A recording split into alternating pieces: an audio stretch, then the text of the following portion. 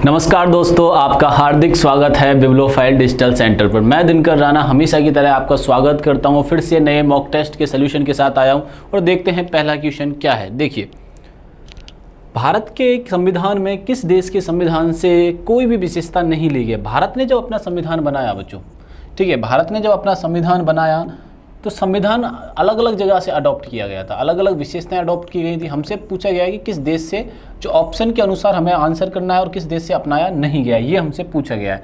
ठीक है, तो संविधान जब बनाया गया तो अलग अलग देशों से लिया गया था। जैसे पहले ऑप्शन के बारे में जानते हैं, यूएसए यानी कि अमेरिका।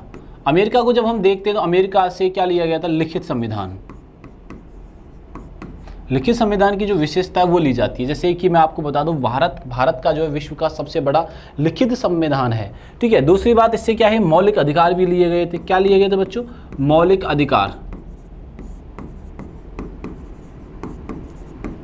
मौलिक अधिकार लिए गए थे। ठीक है, तो ये कहां से लिए गए, अमेरिका से। दूसरा आता है ब्रिटेन।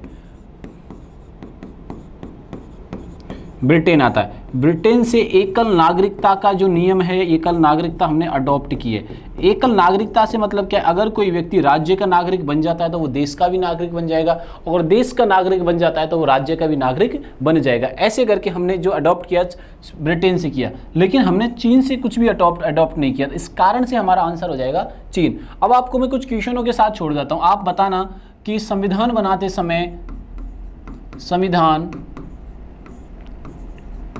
समय कितना पैसे लगे, कितना खर्चा हुआ, कितने दिनों में रेडी हुआ, ये सबको पता है, नॉर्मल क्वेश्चन है। लेकिन आपको बताना है जो क्वेश्चन है वो है खर्चे वाला, और दिनों का भी आप साथ साथ कमेंट बॉक्स में बता दीजिएगा। चलिए नेक्स्ट क्वेश्चन करते हैं। अनंत की माँ ने उसे कहा कि रात में पेड़ों के नीचे नहीं सोना है, क्योंकि सलाह दी, क्योंकि पेड़ जो होते हैं रात में क्या करते हैं, प्रकाश संश्लेषण रात में नहीं दिन में करते हैं। भैया देखो, आपको बताता हूँ, प्रकाश संश्लेषण की जो प्रक्रिया होती है वो दिन में होती है, सूर्य की उपस्थिति में। प्रकाश संश्लेषण दिन में सूर्य की उपस्थिति में होता है। ठीक है, इसमें होता क्या है बच्चों, वो ध्यान रखना आप लोग कि O2 तो छोड़ी जाती है, ठीक है, और CO2 जो क्या होती है, ली जाती है। पेड़ ग्रहण करता है, ये क्या करता है, पेड़ ग्रहण करता है। लेकिन रात में ना इसका रिवर्स होने लग जाता है। रात में क्या होता है, ये CO2 तो छोड़ता है। कौन छोड़ता है, पेड़ छोड़ता है। अगर ये बच्चा देखिए अपनी माँ की सलाह नहीं मानेगा और रात को क्या करेगा, पेड़ के नीचे सोएगा, तो कार्बन डाइऑक्साइड उसकी बॉडी में ज़्यादा जाएगी, जो उसके लिए हानिकारक हो सकती है। बॉडी में जब कार्बन डाइऑक्साइड ज़्यादा जाने लग जाएगी, क्योंकि हमें बॉडी को रिक्वायरमेंट ऑक्सीजन की होती है, ऑक्सीजन ब्लड में मिलती है, उसके बाद सारे प्रोसेस किया जाता है। लेकिन यहाँ पे गड़बड़ हो जाएगी, अगर कार्बन डाइऑक्साइड ब्लड में मिल जाएगी तो उससे बहुत सारी बीमारियाँ हो सकती हैं, और उसे हार्ट से रिलेटेड भी प्रॉब्लम हो सकती है। तो हमारा आंसर क्या हो जाएगा, कार्बन डाइऑक्साइड रात को पेड़ क्या करते हैं, छोड़ते हैं। ठीक है, प्रकाश संश्लेषण की प्रक्रिया होती है बच्चों, याद रखना, प्रकाश संश्लेषण की प्रक्रिया। ठीक है, ये दिन में, मैं बता रहा हूँ, कई लोग पता लगे उनको कि सर ये तो रात में बता दिया आपने, ऐसा कुछ नहीं है। पिट्स इंडिया एक्ट किस वर्ष पारित किया गया था। पिट्स इंडिया एक्ट जो है किस वर्ष पारित किया जाता है। ये जो पारित किया जाता है बच्चों 1784 में पारित किया जाता है। विलियम पिट के नाम पर ये रखा गया था। किसके नाम पर रखा गया था, विलियम पिट के नाम पर रखा गया था। ईस्ट इंडिया कंपनी के द्वारा भारतीय क्षेत्रों पर नियंत्रण करना, इसका मुख्य उद्देश्य क्या था वो मैं आपको बता देता हूँ। उद्देश्य क्या था, ईस्ट इंडिया कंपनी के द्वारा,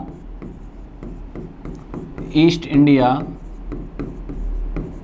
कंपनी के द्वारा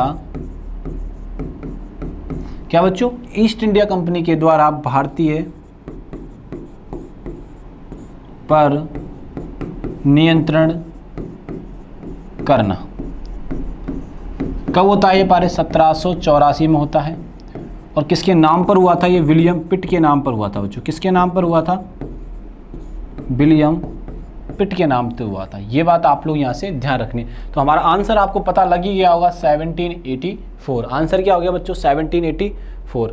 निम्नलिखित में से कौन से मुद्दे भारतीय संविधान के अनुच्छेद 17 द्वारा पारित रद्द कर दिए गए हैं।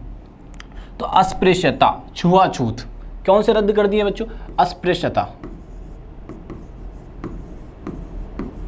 अस्पृश्यता का मतलब क्या है बच्चों? अस्पृश्यता का मतलब होता है छुआछूत समाप्त कर दिया। बात समझ में आई कि नहीं? तो हमारा आंसर क्या हो जाएगा यहाँ से? ए हो जाएगा। निम्नलिखित में से किस प्रक्रिया द्वारा एक ठोस पदार्थ सीधे गैस में परिवर्तित हो जाता है? किसी जैसे ठोस पदार्थ है बालकों, ध्यान रखिएगा मैं क्या बोल रहा हूँ आपसे, कोई ठोस पदार्थ सीधा ही गैस में बदल दिया, उसे क्या बोलेंगे? ठीक है। दूसरी बात, अब गैस है वो सीधे ही ठोस में बदल गई तो क्या बोलेंगे? तो ऐसे करके हमसे क्वेश्चन पूछ लिया जाता है। हमसे जो क्वेश्चन पूछा गया वो क्वेश्चन क्या पूछा गया वो ध्यान सुनिएगा। ठोस से गैस में बदलना क्या कहलाता है? ऊर्ध्वपातन कहलाता है। क्या कहलाता है? ऊर्ध्वपातन कहलाता है। दूसरा है गैस से ठोस में बदलना, इसे कहते हैं हम निक्षेपण। इसे क्या कहते हैं बच्चों? निक्षेपण कहते हैं। तो ये बात है आपको यहाँ से ध्यान में रखनी है, ऐसे क्वेश्चन पूछ लिए जाते हैं और एक्चुअली पूछा भी है आपके सामने। तो इसका आंसर, इस क्वेश्चन का आंसर क्या हो जाएगा बच्चों? तो आंसर हो जाएगा इसका ऊर्ध्वपातन। ठीक है ना, बी आंसर हो जाएगा। सेम अपनी प्रेजेंटेशन ईमेल के माध्यम से कई लोगों के साथ साझा करना चाहता है, इसके लिए MP PowerPoint 365 किस विशेषता का प्रयोग करेगा? शेयर का करेगा भाई, सीधा बहुत आसान क्वेश्चन है। कोई भी ईमेल आप सेंड करना चाह रहे हैं, शेयर करना चाह रहे हैं, तो उसके लिए शेयर ऑप्शन का ही उपयोग करना पड़ेगा। ये सीधा सा आंसर है इसका, बहुत आसान क्वेश्चन है। निम्नलिखित में से कौन मालवा पठार की महत्वपूर्ण नदी नहीं है? मालवा पठार की नदी महत्वपूर्ण कौन सी नहीं है? चंबल है, कैन है, बेतवा है। कौन सी नदी नहीं है? महानदी नहीं है। महानदी जो है छत्तीसगढ़ में निकलती है बच्चों। कहाँ से निकलती है महानदी? महानदी जो निकलती है कहाँ से निकलती है? छत्तीसगढ़ से निकलती है। ये बात समझ में आई कि नहीं है? छत्तीसगढ़ से जब ये निकलती है, इसकी जो लंबाई होती है, यानी कि ये कितने लंबे बहती है वो ध्यान रखना, 858 किलोमीटर बहती है। कितना बहती है? और 858 किलोमीटर बहती है। और किस पहाड़ से निकलती है? जिस पहाड़ का नाम क्या है? छत्तीसगढ़ में है सिहावा पहाड़। कौन सा पहाड़ है बच्चों? सिहावा माउंटेन, जिसको अपन बोलते हैं। अपने को क्या बोलना होता है? इसका सिहावा माउंटेन बोलना होता है। और ये कहाँ पे है बच्चों? छत्तीसगढ़ में है। कहाँ पर? मैंने लिख भी दिया है कि ये सिहावा माउंटेन छत्तीसगढ़ में मौजूद है। ठीक है, आगे चलते हैं, नेक्स्ट क्वेश्चन करते हैं। भारत में किस प्रकार के वन वृक्ष शुष्क ग्रीष्मकाल में लगभग 6 से 8 सप्ताह तक अपनी पत्तियां गिराते हैं? अब हमसे पूछा गया भैया कौन से टाइप के वृक्ष होते हैं जो पत्तियां 6 से 8 मिनट में गिराते हैं? तो वो होते हैं ट्रॉपिकल डेसिडुअस फॉरेस्ट, जिसे वन फॉरेस्ट भी कहते हैं। क्या कहते हैं? वन पौधे भी कहते हैं। ये बात ध्यान रखना, ठीक है ना। अब हमारा आंसर क्या हो जाएगा यहाँ से? ए आंसर हो जाएगा। सांची का स्तूप किस राज्य में स्थित है? सांची, मैंने क्लास में ये बहुत डिटेल से पढ़ा रखा है। देखो, सबसे पहले हम महाराष्ट्र की बात करेंगे। सांची से रिलेटेड नहीं है, थोड़ा सा अलग मैं बता रहा हूँ यहाँ पे कि सांची स्तूप जैसे क्वेश्चन आते हैं, यानी कि मोनूमेंट से जो रिलेटेड क्वेश्चन आते हैं उनको कैसे डील करना है। जैसे महाराष्ट्र है, ठीक है, मोनूमेंट तो नहीं बोलेंगे, अजंता और एलोरा की। तो अजंता एलोरा मैंने क्लास में बहुत अच्छी सी डिटेल से करा रखी है, अजंता और एलोरा, तो उनसे क्वेश्चन आ सकता है भैया। ठीक है। दूसरा बिहार में तो सबसे इंपॉर्टेंट, वैसे तो बहुत सारी है, मैं एक नाम ले रहा हूँ, नालंदा यूनिवर्सिटी। एक नाम क्या ले रहा हूँ बच्चों? नालंदा यूनिवर्सिटी। गुजरात में मंदिर है, द्वारका का मंदिर है, द्वारकाधीश का मंदिर है। और दूसरा एक और क्या है बच्चों? यहाँ पर सोमनाथ का मंदिर भी है। किसका मंदिर है बच्चों? सोमनाथ का मंदिर है। अब हमसे पूछा गया है मध्य प्रदेश, तो मध्य प्रदेश में क्या स्थित है बच्चों? सांची स्तूप स्थित है। सांची जो स्तूप है वो बौद्ध मठ है, बौद्धों से रिलेटेड है, बौद्ध मठ आप इसे बोल सकते हो। बौद्ध धर्म से ये रिलेटेड है। कहाँ मौजूद है बच्चों? ये छत्तीसगढ़ में है। और आपको बताना है कमेंट बॉक्स में, सॉरी छत्तीसगढ़ नहीं, मध्य प्रदेश में है, कि छत्तीसगढ़ अलग किससे हुआ है? मध्य प्रदेश से। मैं क्वेश्चन पूछने वाला था, माइंड थोड़ा आगे चला। MP, तो MP से कौन सा राज्य अलग हुआ है वो आपको कमेंट बॉक्स में बताना था। मैंने ये क्वेश्चन आपको देने वाला था, लेकिन वो पहले ही आपका आंसर प्रेडिक्ट मैंने कर दिया। तो ये हो जाता है हमारा 34 नंबर का क्वेश्चन। अब चलते हैं बच्चों 35 के क्वेश्चन पर।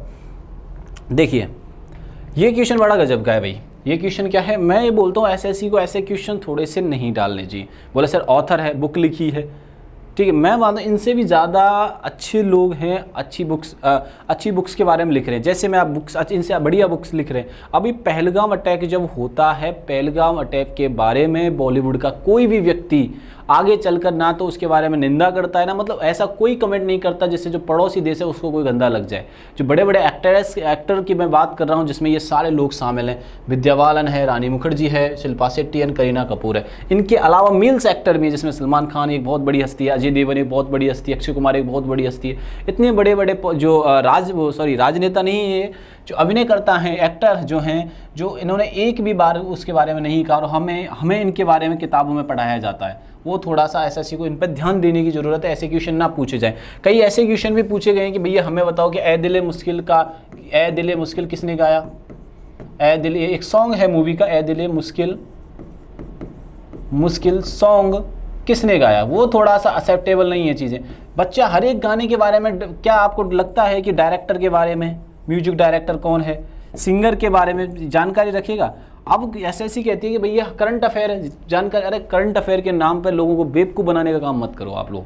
तो आप कैसे याद रख सकते, हज़ारों मूवी रिलीज होती हैं, हज़ारों मूवी रिलीज हो रही हैं, उनमें से किस किस का बच्चा डायरेक्ट, इससे डाइवर्टेशन बहुत ज़्यादा बढ़ जाएगा। और जीके को पढ़ने बच्चे क्या करेंगे, जीके को ध्यान देना, पढ़ना ही बंद कर देंगे। एक्चुअली जो हिस्ट्री है, ज्योग्राफी है, पॉलिटी है, उसको पढ़ना ही बंद कर देंगे, क्योंकि ऐसे क्वेश्चन जब आ जाते हैं। चलो हमें आंसर करना है इस क्वेश्चन का, ये समझाने के लिए मैं सारी चीज़ें आपको बता रहा हूँ कि दी प्रेगनेंसी और बाइबल जो किताब है वो किसके है, करीना कपूर जब प्रेग्नेंट होती हैं तो वो ये किताब लिखती हैं, तो उनके बारे में ये चीज़ें कही गई है इस बुक में। पूरी प्रेगनेंसी के दौरान जो उनके साथ घटना घटित होती है, जो भी उनके बिहेव में चेंज आते हैं, वो सारी इस किताब में लिखती हैं।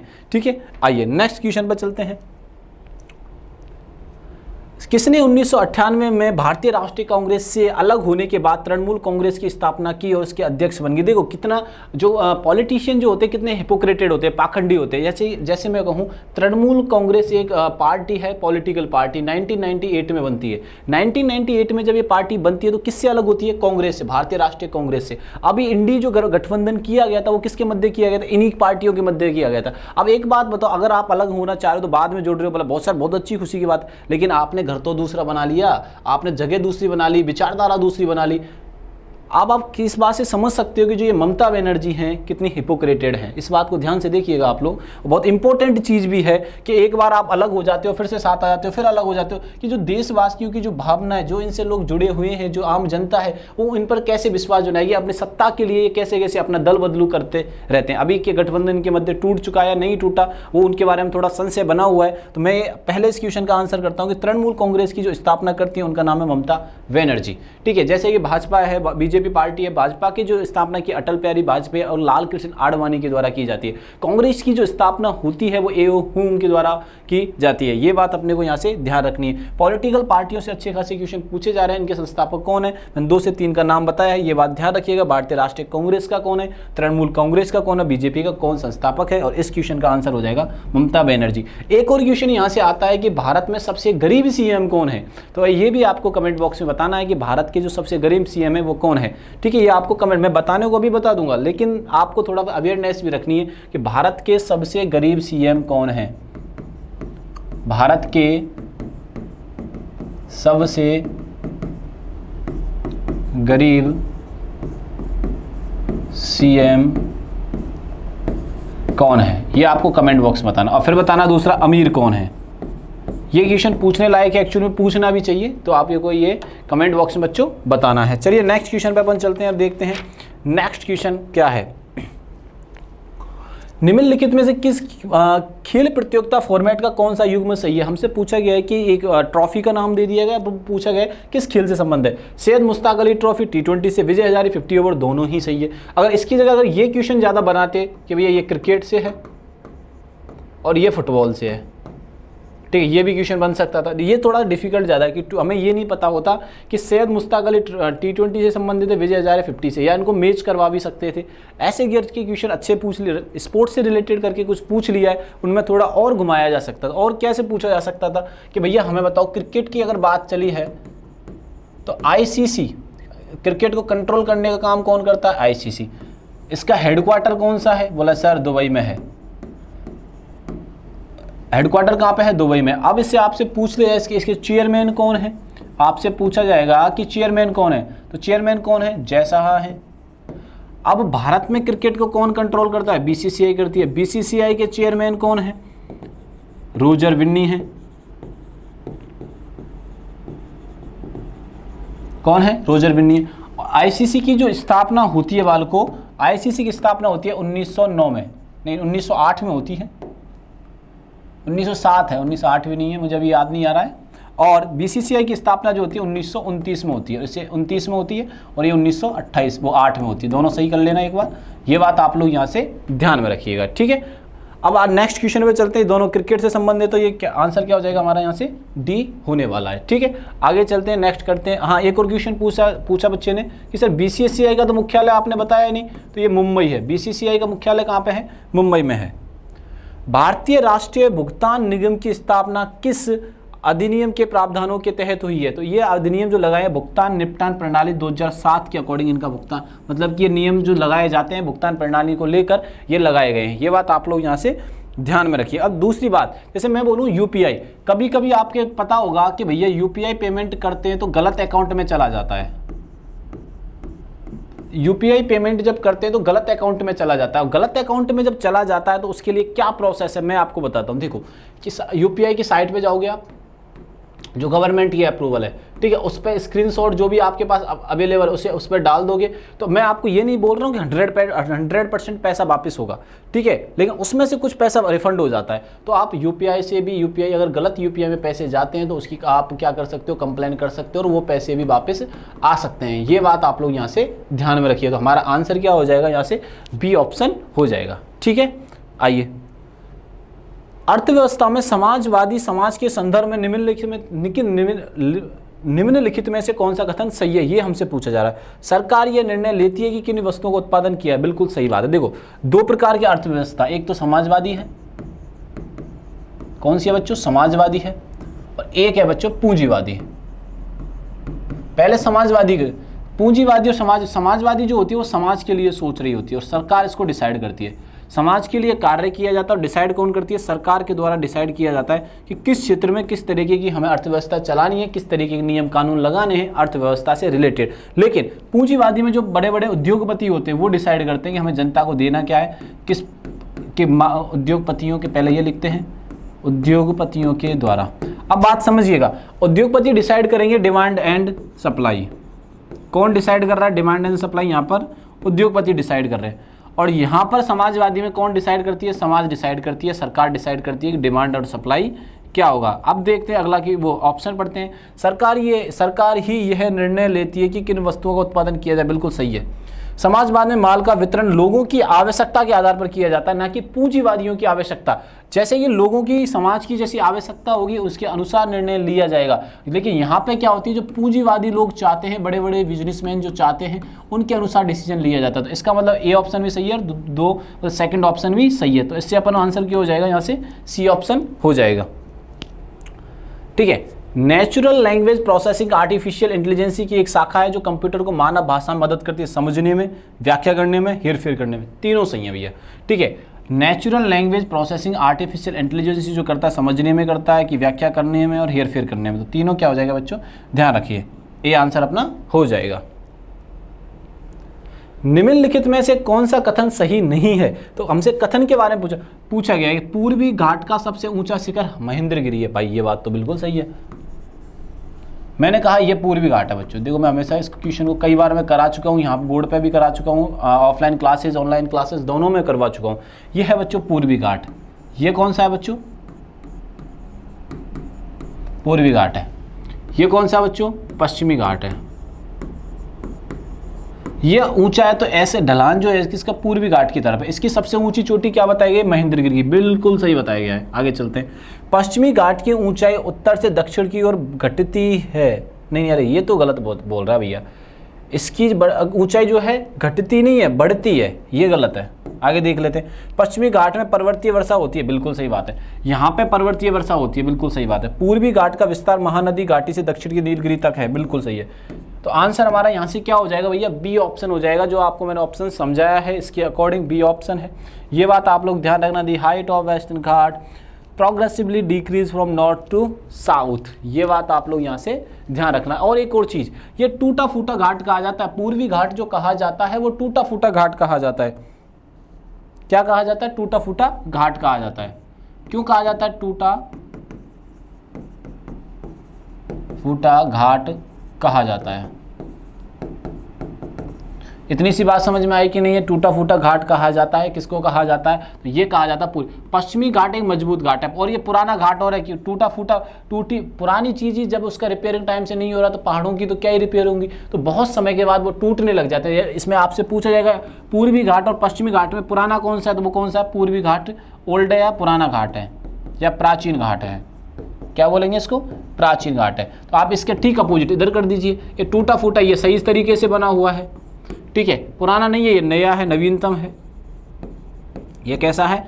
नवीनतम है। ये बात समझ में आई कि नहीं है? चलिए नेक्स्ट क्वेश्चन पे अपन रुक करते हैं।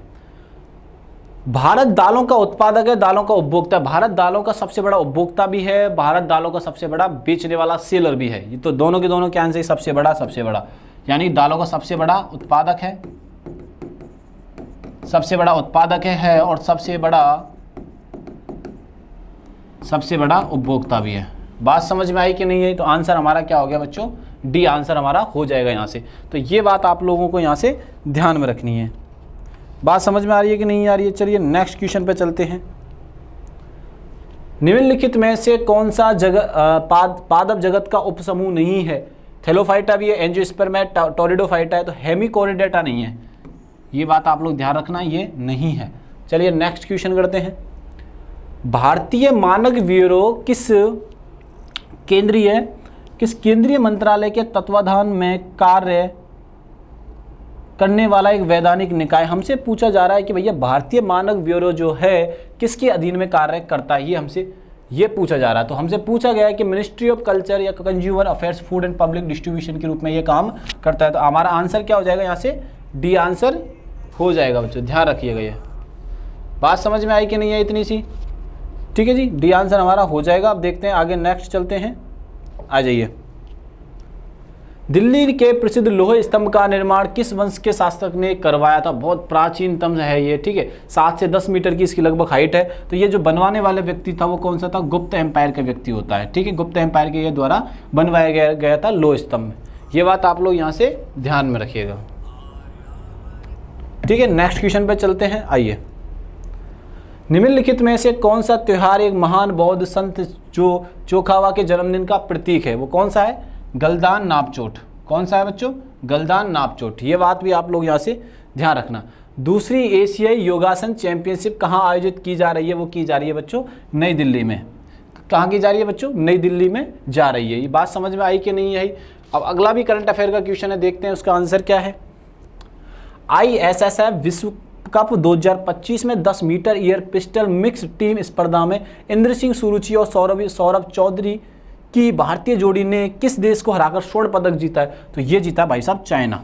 किसको हराया है? चाइना। छोटा मोटा देश नहीं है इसको हराने में, ये बात आप लोग ध्यान रखिएगा। विश्व धरोहर दिवस प्रतिवर्ष कब मनाया जाता है? तो ये मनाया जाता है भैया 18 अप्रैल को। कब मनाया जाता है? 18 अप्रैल को मनाया जाता है। हाल ही में नौकरशाही में फेरबदल में किसे नया राजस्व सचिव नियुक्त किया गया है? तो वो किया गया अरविंद श्रीवास्तव को। किसे नियुक्त किया गया?